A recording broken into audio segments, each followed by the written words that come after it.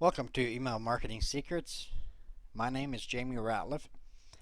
I'm going to be going over with you today a few tips and techniques to increase your email marketing click-through rate and hopefully sales rate. So let's go ahead and get started. The first thing you need to know is that the folks on your list are not actually customers yet if they haven't bought anything.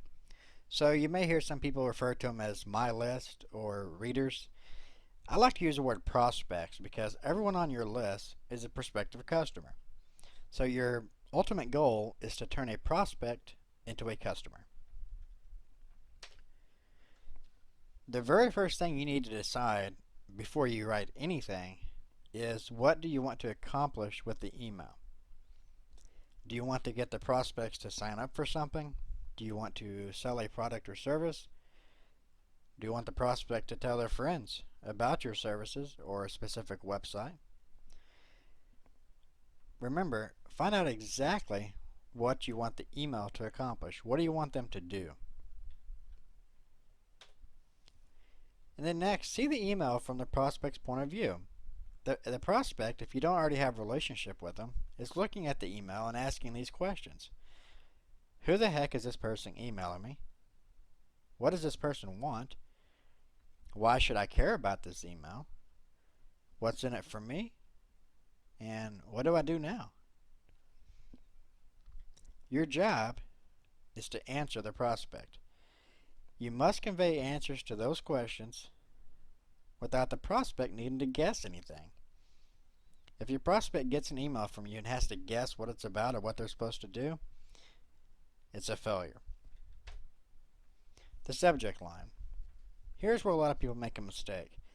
The only purpose of a subject line is to get the prospect to open the email. Period. It should be enticing, but short, and it should not reveal anything about the content. The subject line should be benefit-oriented and entice the prospect to find out what's in it for me. We're going to have some examples later on. Your email must sound casual. You want to act like you're emailing a good friend or a buddy. Use conversational tones. Don't use proper voice. And most importantly, always act like the email is intended for just that person, the prospect. Use words like you or their first name. Don't use words like my list or all of my customers or everyone. And don't be pitchy in the opening. Keep it short and to the point. Your content should be relevant to what you want them to do. Don't go off topic. Remember, the only job of the email is to get them to click a link, not to explain everything to them. You can use bullet points to hint about the product or service, but don't reveal too much. Use subheadings to break up long copy. Nobody wants to read 4 paragraphs of copy, so use subheadings that breaks it up into smaller sections. And use phrases like why, as I said, and guess what, etc. to entice the prospect to read on. You don't want them getting bored and closing your email. The action. Remember, what specifically do you want the prospect to do? Why should they take that action? Why should they take that action right now? So you might use scarcity tactics such as a special price that goes up or a bonus that is only available today or tomorrow. And then you want to tell the prospect exactly what to do. If you want them to click a link and enter an email address, tell them that. Click this link, enter your email address. And finally, the PS. Why do you want to use a PS? Well, a PS is really just a final push to get the reader to take the action you want them to take. So you should recap why they should take that action. You should once again mention any bonuses or time restrictions. And if you have testimonials, throw a testimonial in there. Say, hey, this is what so-and-so said about this product or service, etc. Now here are some subject line examples.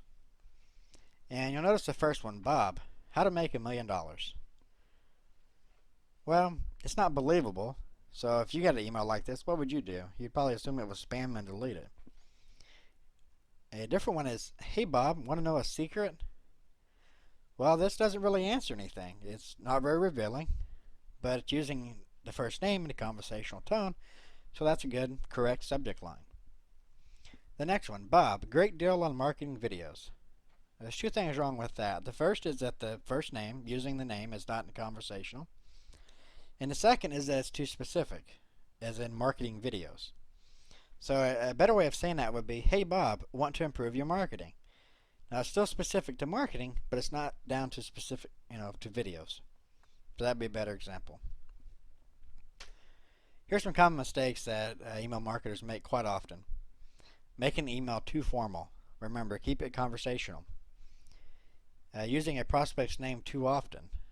When you're talking to someone, to a friend or a buddy, you don't use their name every sentence, so don't use it in your email either.